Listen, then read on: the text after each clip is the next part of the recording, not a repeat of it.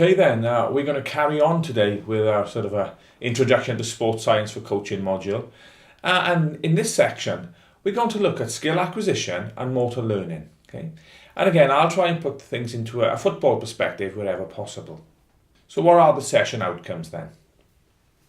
Well, by the end of this session, I'd like you to have an understanding of the stages of learning, an appreciation of the stages of practice, and also to be able to evaluate the most appropriate forms of practice.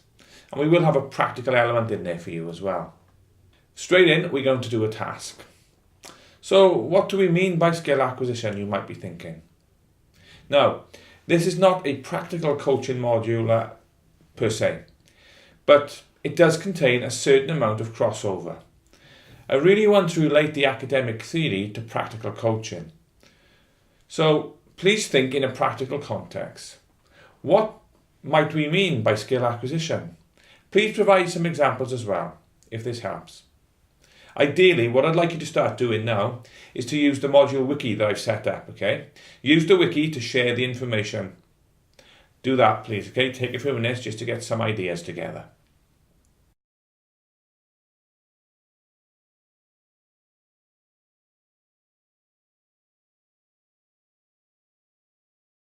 Okay then, let's move on with my actual kind of thoughts then on skill acquisition. And thank you for your hard work in the task earlier.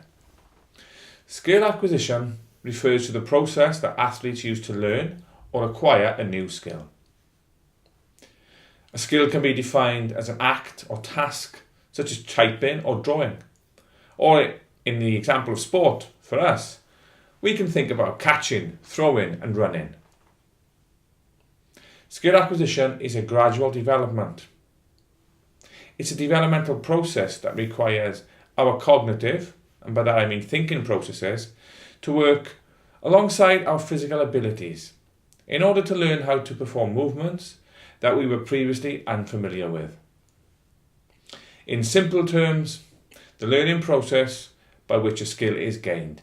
I think that's a nice, simple definition there for skill acquisition, and that comes from Kent 2005. Now, I may have mentioned this before, the Dictionary of Sports Science and Sports Medicine, rather, by Michael Kent, okay? The edition I've got there is from 2005. There's various editions. Whichever one you're able to get hold of, it'll be a great acquisition for your library, okay? They are available on certain websites very, very cheaply. I've seen them for 99 pence plus the postage, okay? It's well worth getting hold of a copy of that dictionary. Learning then. A definition for learning as well.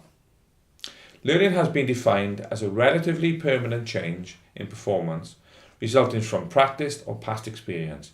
That's quite an older definition there, from 1982 by Kerr, but I still think it's very relevant, okay?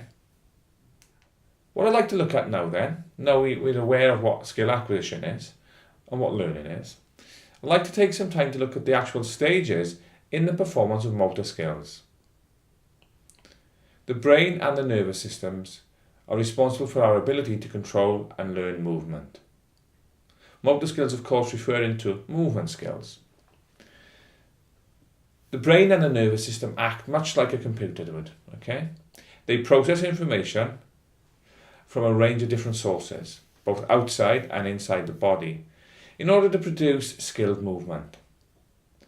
There are three key processing stages involved in making skilled movement. Perceiving, really, in simple terms, determining what's happening. Next we have decision making, selecting the right movement option at the right time. Then we have acting. This is really planning and controlling the required movement.